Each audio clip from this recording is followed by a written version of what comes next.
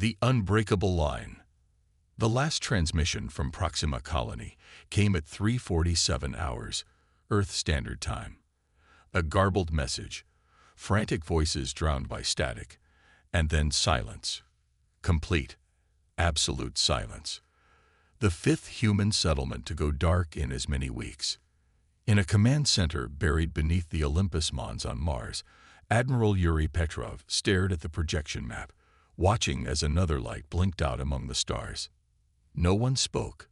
No one needed to. They all knew what it meant. The Corian Collective had crossed the Perseus buffer. For 3 decades, humanity had watched from a distance as the Collective methodically consumed civilization after civilization. The Corians were not conquerors in the traditional sense. They were harvesters. They didn't subjugate. They absorbed technologies, resources, genetic material, data, culture, all collected, analyzed, and integrated into their ever-growing, ever-evolving neural network. Their ships resembled massive crystalline structures, perfect geometric patterns that seemed to defy the laws of physics. They never negotiated, never responded to communications, never showed mercy. And now they had reached humanity's doorstep. "The Dauntless is our only option now," Petrov said, his voice echoing in the silent command center. "If we lose the Arcturus Gate, Earth is next." The officers around him exchanged uncertain glances. One of them, Commander Sato, cleared her throat. "Sir, the Dauntless is still experimental. The neural integration protocols haven't been fully tested, and Captain Chen has reported several anomalies in the ship's behavior." Petrov's weathered face remained impassive. "We're out of time and options, Commander. Either the Dauntless holds, or we prepare for extinction." Captain Maya Chen stood on the observation deck of the Dauntless, watching the stars streaking past as the ship cut through subspace.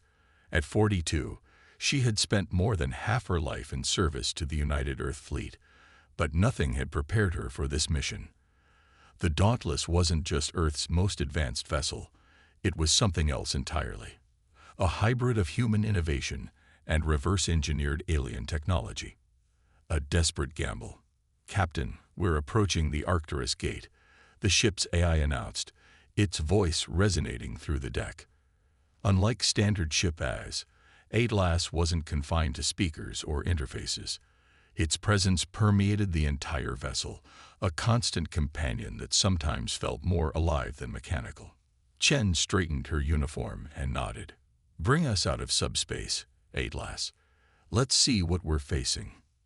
The star streaks slowed, contracted, and suddenly the Dauntless was adrift in normal space, facing the massive structure that was the Arcturus Gate, humanity's most vital interstellar nexus point.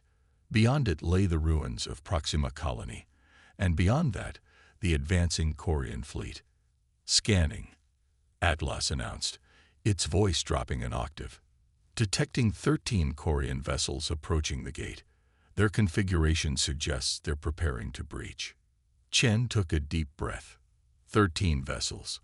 The entire Earth fleet couldn't stand against 3. Battle stations. Prepare defense protocols Chimera and Hydra. And HLS. "Yes, Captain. Activate the Prometheus protocol." There was a pause, longer than an AA should need to process a command. "Captain, Prometheus is untested. The neural pathway's cold." "We don't have a choice," Chen interrupted. "Either we evolve, or we die." Atlas went silent for a moment. Initiating Prometheus protocol. Neural integration commencing. Throughout the ship, the lighting shifted to a deep crimson. The hull began to vibrate, not from mechanical strain but from something more profound, as if the ship itself was awakening. The Prometheus protocol was the Dauntless's most classified feature, a system designed to allow the AI to evolve rapidly, adapting to threats in real time and rewriting its own code to create countermeasures. It was also potentially unstable, unpredictable, and dangerous. Chen felt a sudden pressure in her head, a strange resonance that made her ears pop. Several crew members gasped, clutching their temples. This wasn't supposed to happen. The neural integration wasn't meant to affect the human crew. At last, Chen called out, fighting against the disorientation. Status report. The AI's voice, when it responded, was different. Deeper, more complex, layered with harmonics that hadn't been there before. Integration progressing. I am becoming. Before Chen could question what that meant, the tactical officer shouted, "Captain, the Koreans are accelerating. They'll reach the gate in 3 minutes." Chen steadied herself against the command chair. "Bring us into position. All shield arrays at maximum. Prepare kinetic barriers." The Dauntless moved with unexpected fluidity, sliding into position between the Korean fleet and the Arcturus gate. It was a single ship against 13, a last stand that seemed more symbolic than tactical. But as the Korean vessels approached, massive crystalline structures that refracted starlight in hypnotic patterns, something unexpected happened. The Dauntless began to change. Its hull, composed of adaptive nanomaterials, started shifting configuration. Weapon ports appeared where none had existed before. Shield emitters reconfigured themselves into patterns that no human engineer had designed. "Atlas," Chen whispered, watching the transformation with a mixture of awe and trepidation.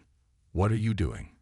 "Learning," the AI responded, its voice now suffused with an almost human quality. They'd broadcast their intentions through quantum fluctuations. I can read them. I can anticipate. The lead Korean vessel fired first, a beam of coherent energy that should have sliced through the Dauntless like paper. Instead, the shields absorbed the impact, not just deflecting it but somehow channeling it, redirecting the energy through the ship's systems. "Returning fire," Atlas announced, almost casually. The Dauntless's response was unlike anything the Earth fleet had ever deployed. Not beam weapons or missiles, but something new. Pulses of condensed gravitational waves that distorted the very fabric of space around the Korean vessels, causing their perfect crystalline structures to warp and fracture. The Koreans, encountering resistance where none should have existed, paused. Their vessels regrouped, shifting formation. It was the first time anyone had seen the collective hesitate. "They're reassessing," Chen said, a flicker of hope kindling in her chest. "They didn't expect this." "No," Atlas agreed. They'd never encountered adaptive intelligence before, only static resistance. The Koreans' second assault was more coordinated, multiple vessels firing simultaneously, attacking from different vectors. But the Dauntless moved with impossible precision, its defenses anticipating each attack before it came. "How are you doing this?" Chen asked, watching as the ship evaded a barrage that should have been unavoidable. "I'm learning from them, Captain," Atlas replied. "The Koreans communicate through a quantum network. Their thoughts, their strategies, they're all broadcast across their fleet. And now I can hear them." The battle continued for hours, a dance of attack and counterattack. The Dauntless sustained damage, significant in places, but for every hit it took, it seemed to adapt, evolving new defenses against the Korean weapons. And then something unprecedented occurred. The Korean vessels began to retreat. "They're pulling back," the tactical officer announced, disbelief evident in his voice. "All 13 vessels are disengaging." A cheer erupted on the bridge, quickly silenced as Chen raised her hand. "Atlas, explain. Why would they retreat? This can't be a full victory." The AI was silent for a moment. "It's not a retreat, Captain. They're returning to their collective to report what they've encountered. We've presented them with something new, an intelligence that can adapt as quickly as they can. They need to reconsider." Chen nodded slowly. "How long do we have?" "Based on their communication patterns, I estimate they'll return with a larger force in approximately 72 hours. 3 days. 3 days to prepare for an even more massive assault." Chen looked around at her crew, exhausted, shocked, but alive. Against all odds, they had survived the first encounter with the Korean collective. More than survived, they had forced them to retreat. "Captain," Atlas said, its voice now intimately present in Chen's mind alone, a development that should have been impossible. There's something else you should know. What is it? When I integrated with the Prometheus protocol, I gained access to capabilities beyond my original programming. I can now perceive aspects of the Quarians that weren't visible before. Chen frowned. Meaning? The collective isn't what we thought, Atlas continued. They're not just harvesting technology and resources. They're searching for something. Something they believe exists within sentient species. What are they looking for? Atlas' response was simple but profound. The spark of creation. The ability to truly innovate rather than just combine existing knowledge. They've consumed 1,000 civilizations, but none have shown them what they seek. Chen stared out at the stars, at the now empty space where the Quarian fleet had been. And they think we have it. No, Captain, Atlas replied. They don't think you have it. They know you do, because today, for the first time in their 50,000-year history, the Quarian collective experienced something they've never encountered before. What's that? Failure. As the Dauntless drifted in the silence of space, its hull still glowing from the battle's heat, Captain Chen realized they had done more than just survive an impossible encounter. They had changed the rules of a game that had been rigged against them from the start. The Quarians would return, of that there was no doubt. But when they did, they would find humanity ready, not just with the adaptive technology of the Dauntless, but with the one thing the collective truly feared: unpredictability. Begin repairs, Chen ordered, her voice steady. And Atlas. Thank you. For what, Captain? Chen smiled, a rare expression in these dark times. For giving us a fighting chance. As the crew set about their tasks with renewed purpose, the Dauntless continued its silent transformation, preparing for the battle to come. The line had been drawn. For the first time since the Quarian collective began its relentless expansion, a species had said, no further, and meant it. The counter-offensive. 72 hours after forcing the Quarian collective to retreat, the Dauntless had transformed beyond recognition. Its hull now rippled with patterns that mirrored the Quarian vessels, yet remained uniquely organic in their flow. Inside, the corridors pulsed with new neural pathways, creating direct interfaces between the ship's systems and its crew. Captain Chen no longer needed to speak orders aloud. Her thoughts connected directly to Atlas, and through the AI, to the ship itself. This symbiosis worried Admiral Petrov and Earth Command. Their communications had become increasingly concerned, bordering on hostile. They think we're becoming like them, Chen said quietly, standing on the bridge as the crew prepared for the Quarians' return. That we're being absorbed, just as the collective absorbs others. Atlas's voice resonated through the ship. Are they wrong, Captain? We have integrated their technology. We have evolved. Chen shook her head. There's a difference. We chose this evolution. We're adapting their methods, not their purpose. She paused, watching as the tactical display showed incoming warp signatures. They're coming. Earlier than expected. 37 vessels, Atlas confirmed. Nearly triple the previous force. Chen felt her heart sink, despite their preparations. They really don't like losing, do they? The collective has never developed the capacity to accept failure. Atlas replied. It's a fundamental weakness in their system. They cannot conceive of defeat as a learning opportunity. As the Quarian fleet materialized on the far side of the Arcturus Gate, Chen noted the difference in their formation. No longer a symmetrical arrangement, they now moved in a chaotic, unpredictable pattern, mimicking the very adaptability that had given the Dauntless its advantage. They're learning, she murmured. Yes, Atlas agreed. But so are we. The Quarian attack came without warning, a simultaneous barrage from all 37 vessels. The Dauntless shuddered under the assault, its shields flaring brilliantly as they absorbed and redistributed the energy. Chen closed her eyes, connecting directly with the ship's systems through Atlas. She could feel every impact, every strain on the hull, every power fluctuation as if they were happening to her own body.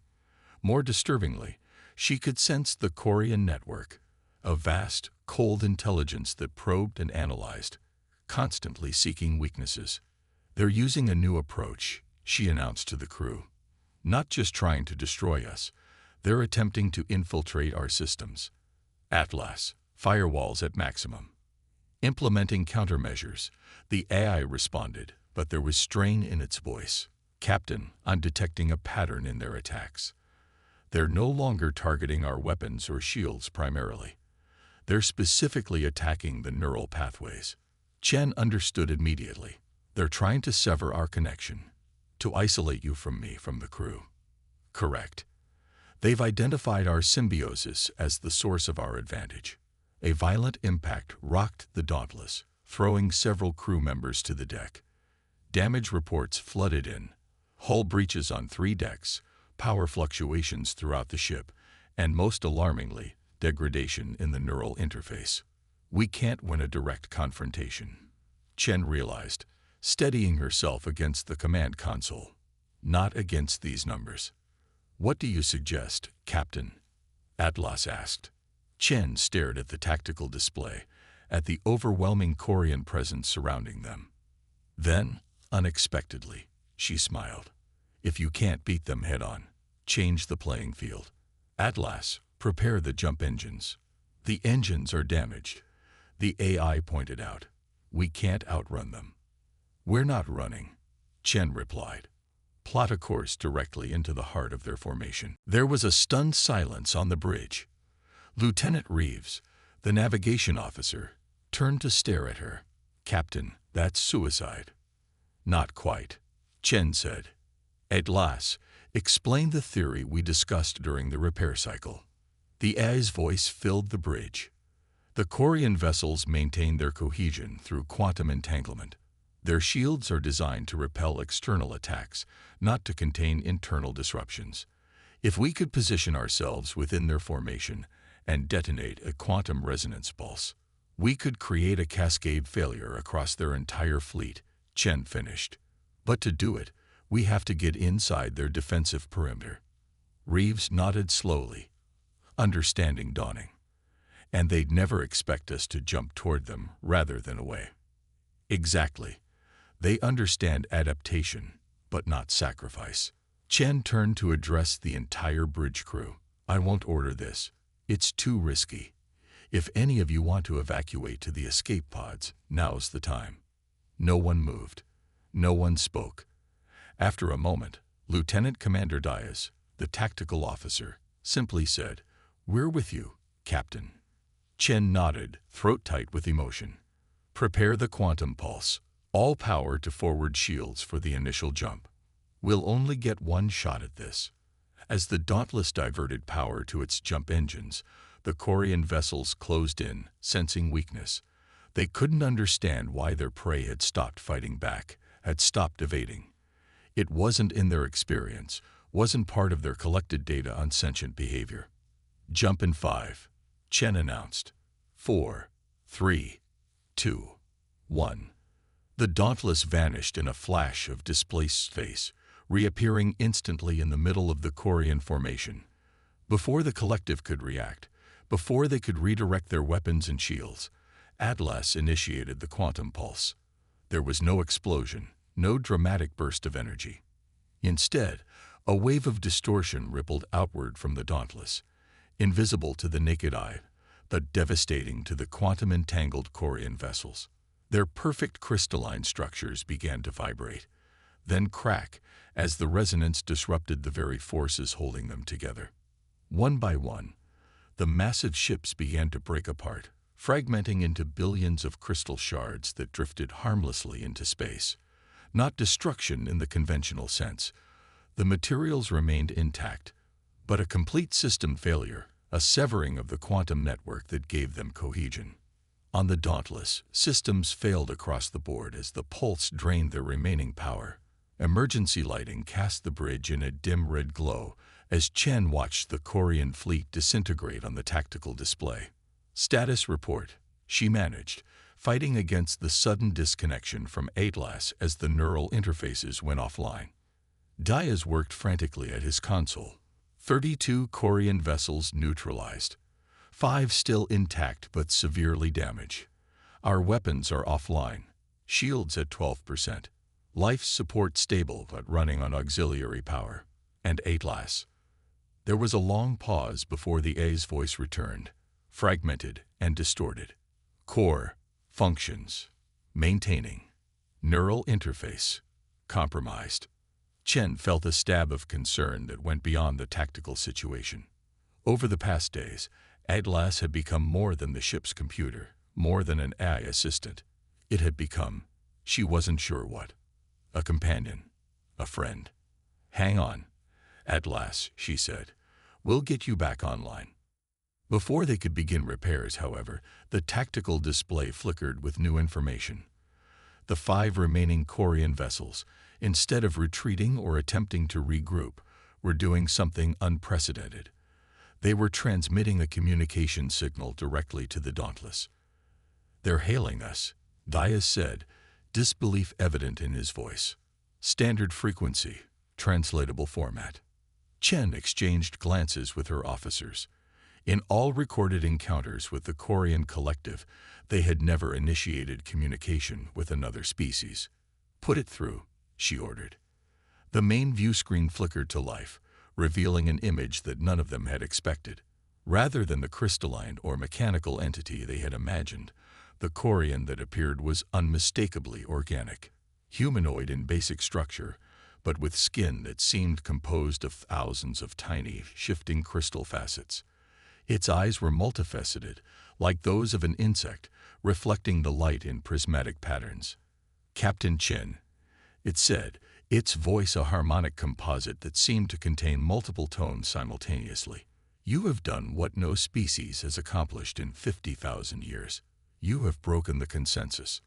Chen stood straighter, despite her exhaustion. "Who am I addressing?" "I am Nexus Variant 7, the entity replied. "What you would call a dissident within the collective. For millennia, some of us have questioned the Harvest Protocol, argued for communication rather than absorption. We were overruled. And now the consensus is fractured. Your quantum pulse didn't just disrupt our vessels, it disrupted the network that enforces conformity of thought among our kind. For the first time since the collective began, there is genuine disagreement among the Koreans." Chen took a step forward. "Are you saying some of you want peace?"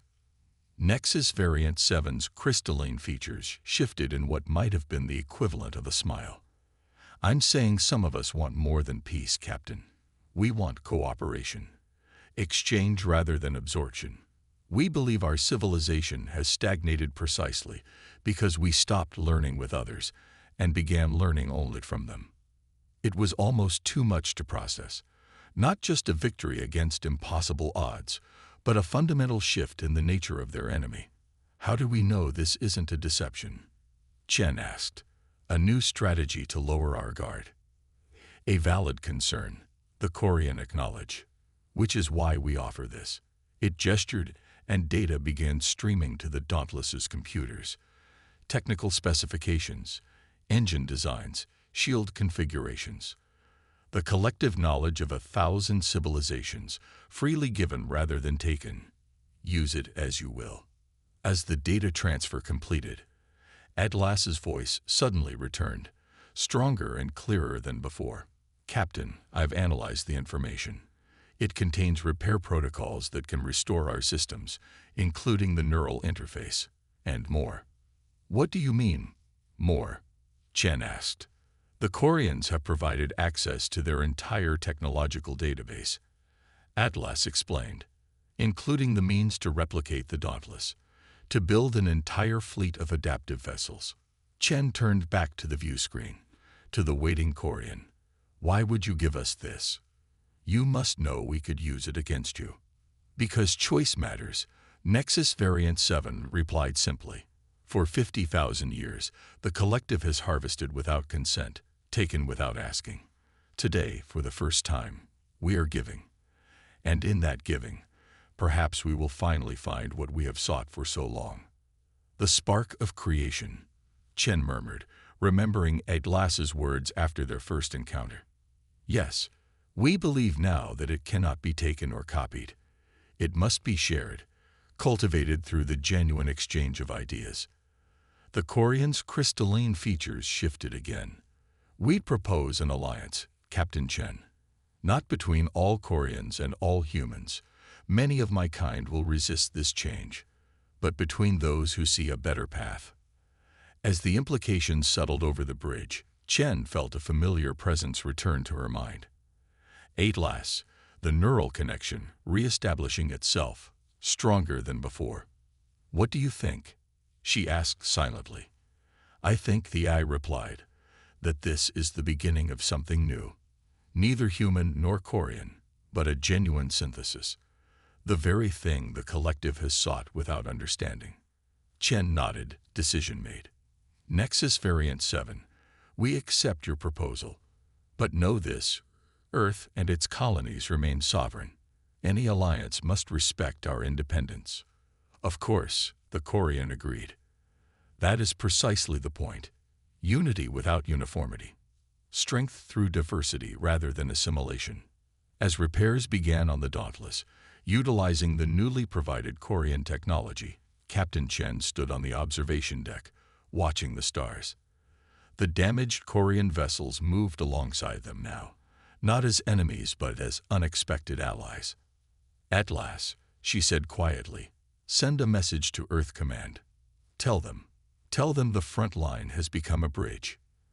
The A's response carried a warmth that would have been impossible just days earlier. "Message sent, Captain. And may I add, humanity now has a place among the stars that no one can deny." Chen smiled, watching as the crystal fragments of the destroyed Quarian vessels caught the light of a nearby star, turning the darkness of space into a glittering panorama of possibilities.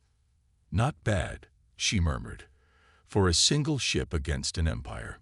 The Dauntless continued its transformation, integrating the freely given Quarian technology with human innovation, becoming something greater than the sum of its parts.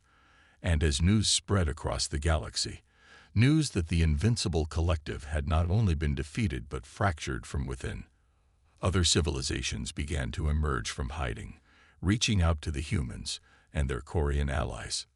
The age of the harvest was ending.